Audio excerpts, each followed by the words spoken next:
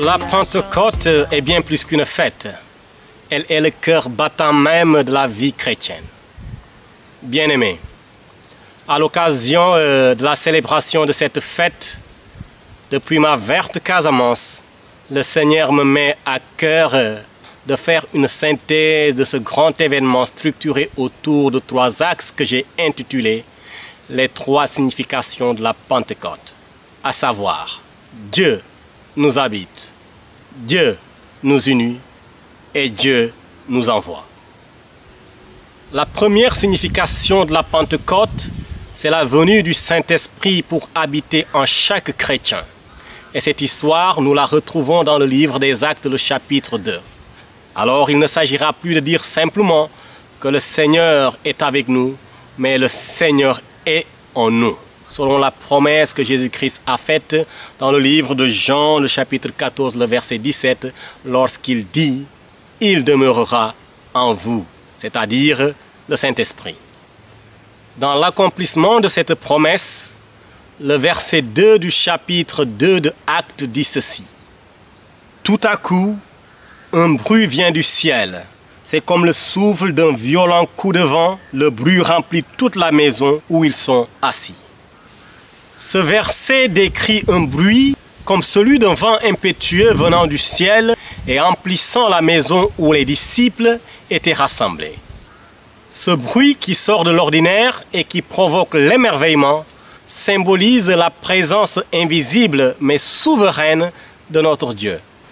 Le fait que le vent remplisse toute la maison où les disciples étaient réunis, envahissant coins et recoins de cet espace, symbolise que personne n'est laissé pour compte par l'action du Saint-Esprit.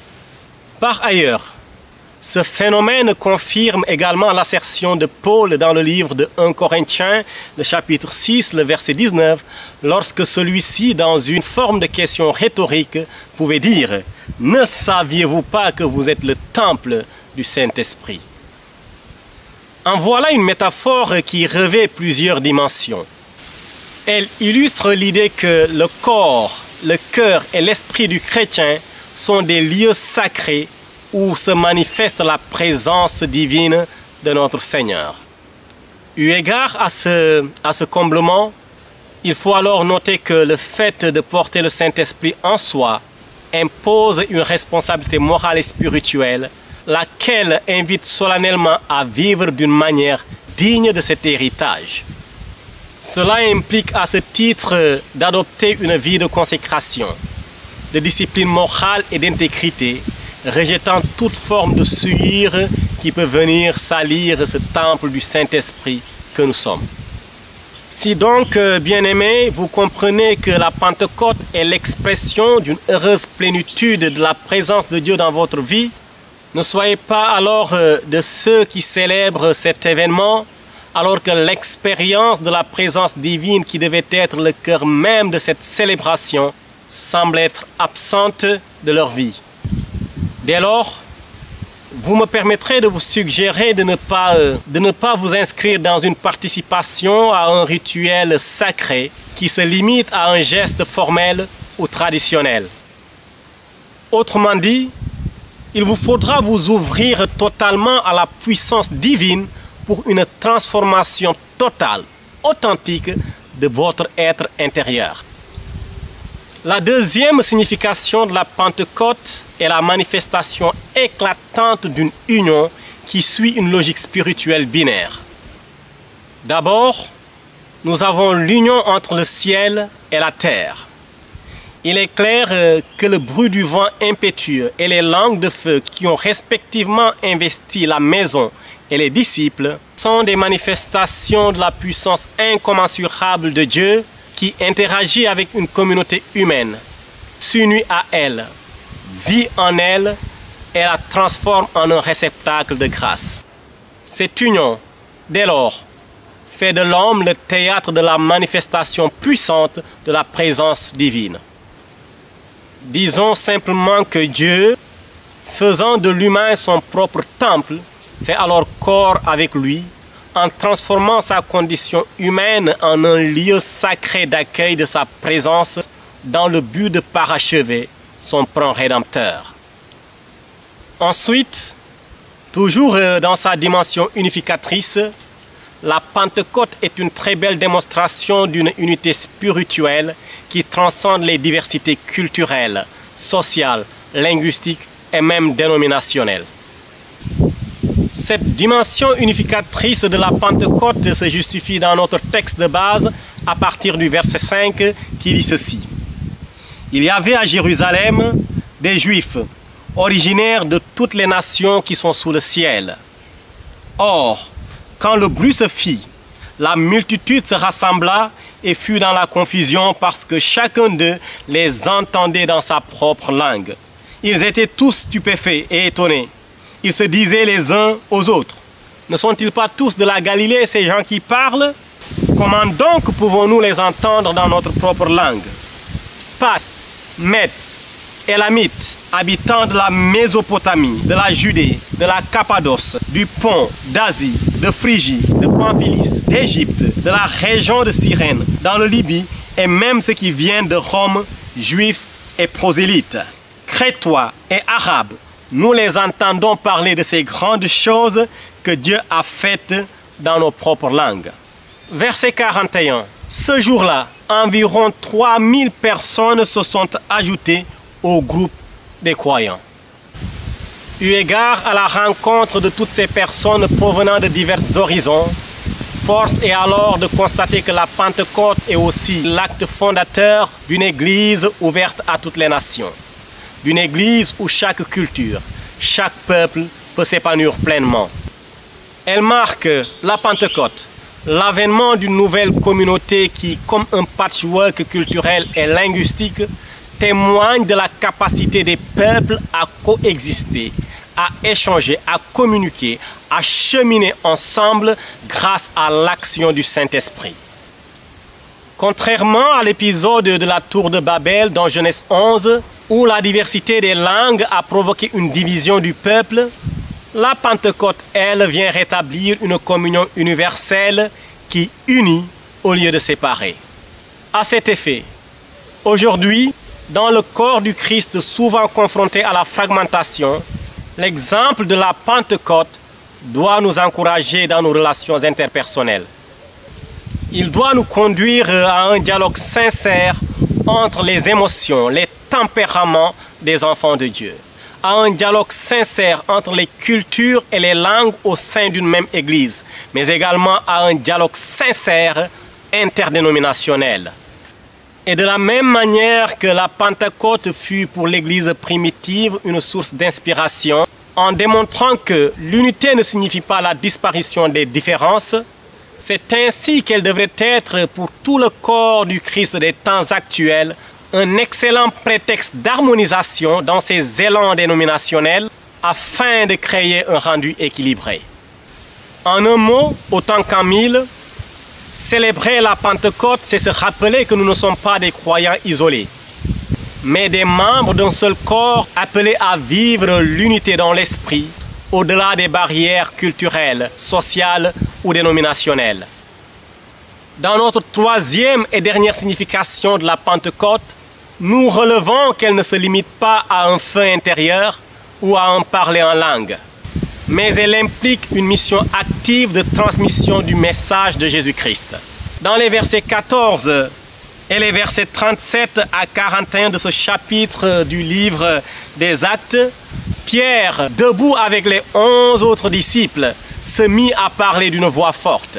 « Frères juifs, et vous tous qui habitez à Jérusalem, vous devez comprendre ce qui se passe. Écoutez bien ce que je vais dire. Quand les gens entendent cela, ils sont très émus. Ils demandent à Pierre et aux autres apôtres, « Frères, qu'est-ce que nous devons faire ?» Pierre leur répond, « Changez votre vie. Chacun de vous doit se faire baptiser au nom de Jésus-Christ. Ainsi, Dieu pardonnera vos péchés et il vous donnera le Saint-Esprit. » En effet, la promesse de Dieu est pour vous et pour vos enfants Elle est pour tous ceux qui sont loin, pour ceux que le Seigneur notre Dieu appellera. Pierre parle encore longtemps pour les persuader et les encourager. Il leur dit, les gens d'aujourd'hui sont mauvais, quittez-les et Dieu vous sauvera. Ceux qui acceptent la parole de Pierre se font baptiser. Ce jour-là, à peu près 3000 personnes s'ajoutent au groupe des croyants. Bien-aimés, la troisième signification de la Pentecôte est intrinsèquement liée à l'évangélisation. Elle marque le moment où les disciples, remplis du Saint-Esprit, ont commencé à proclamer la bonne nouvelle à toutes les autres nations.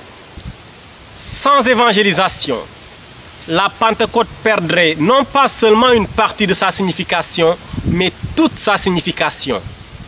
Nous assumons pleinement ces propos parce que convaincus qu'il n'y a aucun intérêt à être rempli de Dieu, à être rempli du Saint-Esprit, si nous n'avons aucune volonté de partager la bonne nouvelle avec nos semblables. Quel intérêt y a-t-il de parler plusieurs langues si nous ne sommes pas capables d'aller dans les autres espaces culturels pour leur annoncer la bonne nouvelle? L'Église de manière générale et le chrétien en particulier doit comprendre que la Pentecôte est bien plus qu'un événement historique. Elle est ce vent impétueux qui a engendré dans la vie des premiers disciples le vent de l'Évangile, c'est-à-dire une dynamique spirituelle puissante et inhérente à la propagation du message du Christ. Ce souffle puissant a transformé des hommes craintifs en apôtres audacieux, porteurs d'un message qui traverse encore les âges et les frontières. Du reste, la Pentecôte, c'est également des langues de feu qui, une fois allumées dans la vie des disciples, a fait d'eux des flambeaux, chassant les ténèbres dans lesquelles était englouti un nombre incalculable d'âmes, en quête de véritable lumière.